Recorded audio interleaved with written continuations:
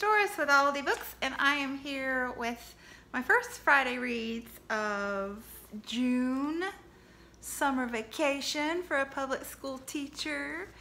It's been quite a successful week. I have finished 4 books so far this month. The first one is Shanghai Girls by Lisa C. Now, I love Amy Tan, and I like Lisa C a lot. So I've finished all the Amy Tan books except for her most recent memoir, which I'm saving, I'm hoarding. So I thought I would start in on my Lisa C books. I've been finding several of them at used bookstores whenever I go, and they're just gorgeous covers. So this one is, it starts out in 1937, right before the Japanese invasion of China, and carries itself through around 1957, and by then you've got the location, I should say, has jumped to the US, to Los Angeles. So it begins in Shanghai right before the invasion, and you've got these 2 sisters, Shanghai girls. They're beautiful girls. So they're wealthier middle class and are being painted each week for these gorgeous calendars that get put out for advertising purposes. And it's just, the story is about their relationship, but it's really about the history. This is very much historical fiction, and what Lisa C does is take the historical timeline centered around China and the US from 1937 and carries it through to 1957 with the Red Scare in the US and the Chinese Communist Revolution in China. And you are very much aware that the historical timeline is driving this novel. And that's totally fine with me. I love I love historical fiction, and I love learning about history, especially in the context of a novel. It's just, I absorb more of it when it's couched in a story and when I have characters to be immersed with. I just, you know, how people would have reacted during these time periods. So I loved that about it, and I was very much enjoying this story throughout the first half. The only thing that was getting on my nerves is they refer to sex as the husband-wife thing, and I kind of understand how culturally she would want to couch it that way, but I was listening to it on audio and it got kind of redundant hearing it said over and over, and a little bit silly. But anyway, overall I was tremendously enjoying it, but you get past the halfway mark and I don't know, maybe 2/3 of the way in, you just get to that point where too many bad things happen to our main character.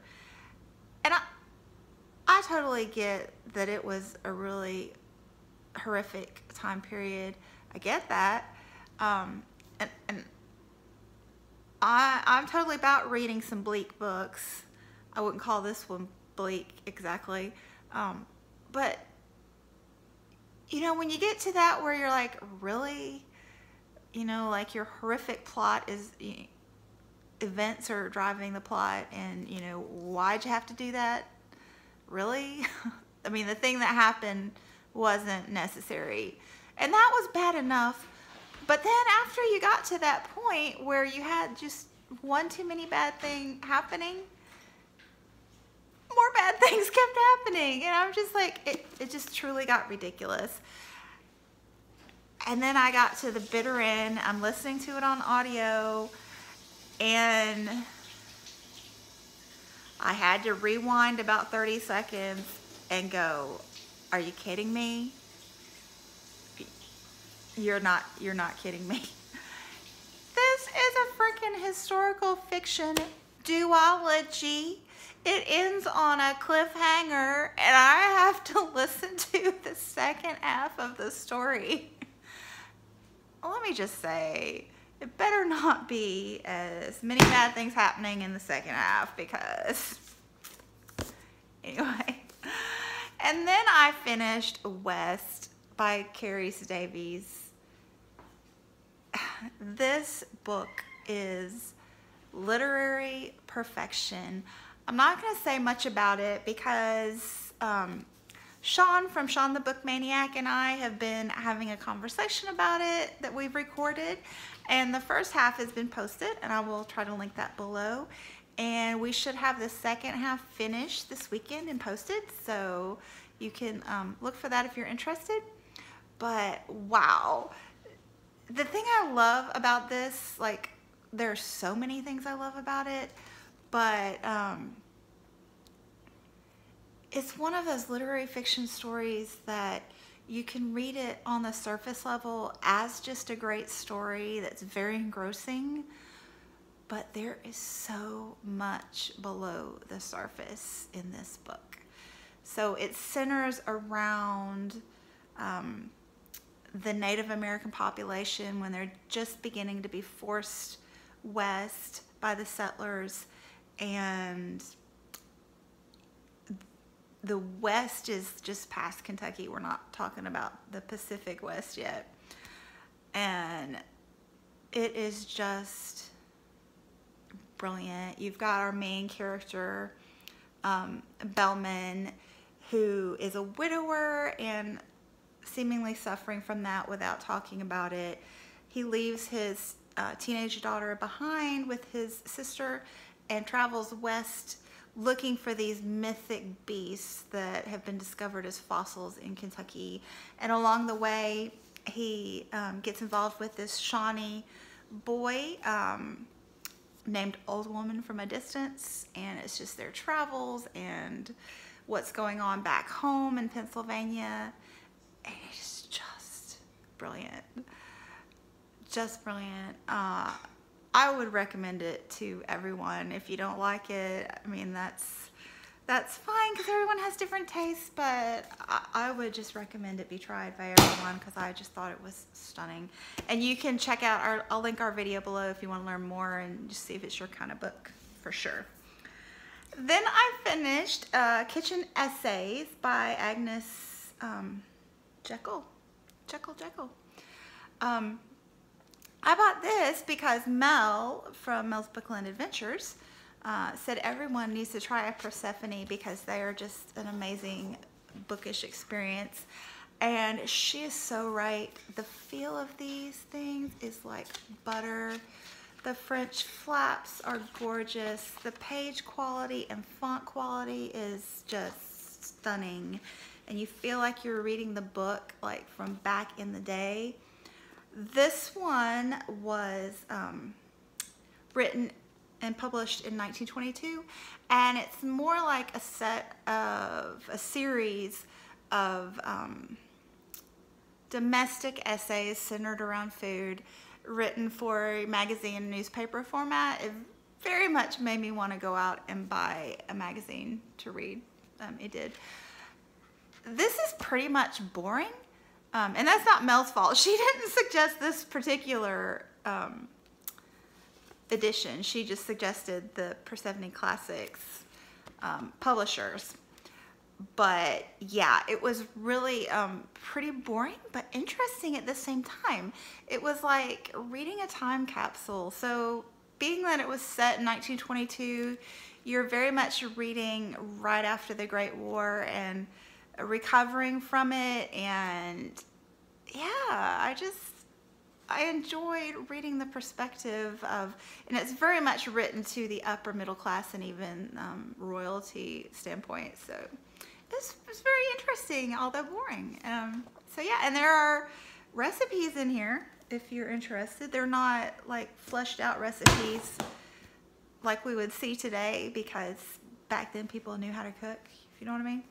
Anyway. And today I just finished Elizabeth and Her German Garden by Elizabeth von Arnim.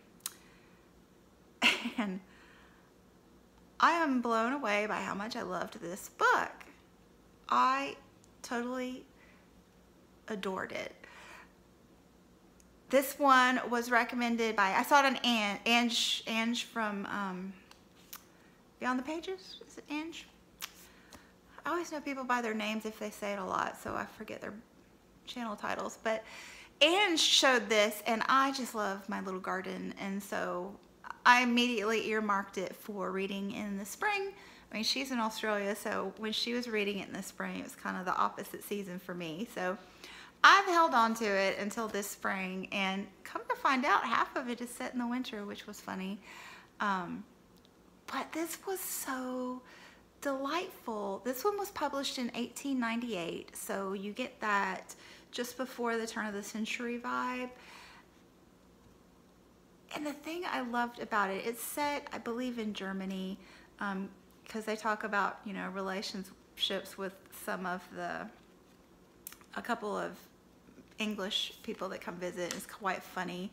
But yeah, it is so funny to me, and it's very subtle, tongue-in-cheek humor. But our main character, Elizabeth, she's writing basically extended diary entries. The whole little story, it's very tiny, 117 pages. The whole story is these just little extended diary entries, and the way she sees the world is so just such dry, witty humor, and just a focus on just happiness and being appreciative of the world because of how much she loves her garden, but not taking people too seriously, including herself either. And I just totally gelled with it. Here's one that I thought, she calls her husband, what does she call him? Man of Wrath. He's always referred to as Man of Wrath, except by one of the other guests who refers to him by his last name, Sage, which is also funny at one point. But he's here mansplaining about the way, I guess, the Russian peasant class treats their women, and she's just listening, and you can just see her there just like being so sweet but rolling her eyes privately. And she finally tells him, "Pray, my dear man, look at that baby moon so innocently peeping at us over the edge of the mist just behind that silver birch. And don't talk so much about women and things you don't understand." So cute. And then she goes on to tell him that, you know, he's not like these Russian men anyway, because he's a civilized husband, and so he's ceased to be a man. So he then in turn asks her, "Well, you're a civilized wife if you cease to be a woman." And she responds, "Well, I should think so indeed. She is a goddess and can never be worshipped and adored enough." She is just so funny throughout this book, and it's not laugh out loud, silly, funny humor. It's very dry, but it just hit me on my funny bone exactly. So I was literally laughing and chuckling out loud. I had to Voxer message all my friends who I thought might read it and find somebody who had, so I could just tell them how funny I thought it was. Yeah. So I finished those 4, and I am currently reading another Lisa C. novel, The Tea Girl of Hummingbird Lane. And this one has been very interesting. This one, again, is that historical timeline. She just kind of researches a timeline and then creates a story around it. So it's like you can see her foundational garments, if you know what I mean. But that's fun. I really enjoy learning that way. So this one is based in the late 80s. It starts, and then through the mid 90s. And it's just fascinating. She's dealing with the Aka tribe or minority group, and that late time frame, they have not encountered civilization really hardly at all. And it's about how this one particular strain of tea becomes really popular worldwide, and just how drastically it affects this group of people and modernizes them in such a short time period. And this one also flips to the US eventually a little bit and stays mostly in China. But I think I'm going to finish this in the next couple of days. I'm listening to this one on audiobook as well, and it's going really well. Sex in this one is called Stealing Love, so that's, again, quite awkward. And this one started out kind of slow and a little awkward with the young love scene, but I'm really immersed in the second half. I'm enjoying it quite a bit in the second half. I'm also reading Catherine by Anya Seton. This one's a buddy read with Bree Hill and Katie from Katie's Book Nook. And this one is set in the 14th century with Catherine Swigard and the Duke of Lancaster. Yeah. And Chaucer is one of the characters. How cool is that? And of course the Black Death and some royalty issues with Edward and Richard, and it's very interesting. I like Anya Seton, this is my second historical fiction with her, and she really seems to infuse her novels with a spiritual aspect with the Catholic Church, and also with kind of pagan rituals and ideas in the time period. Very interesting read. I'm enjoying that. And then I'm also reading The Idiot by Elif Batuman, and quite enjoying this one as well. It doesn't seem to have much of a plot, nor does it seem to have much character development. It's just kind of, you're following the mental meanderings of a freshman at Harvard. And I wouldn't say first love, but first infatuation, the beginnings of the internet revolution, and it's very much a niche novel. Not a lot of people are going to enjoy it, but I went to college 88 and 92, and it's just really making me relive those college days. So I'll keep you posted on what I think. I'm about a third of the way through. But yeah, that's what I've got going right now, and I'm excited to dip into my Reading Women Month shelf now that I've finished off some other things that I had going. So yeah, I'm heading fishing now, and I will chat with you soon. Thanks for watching. Bye.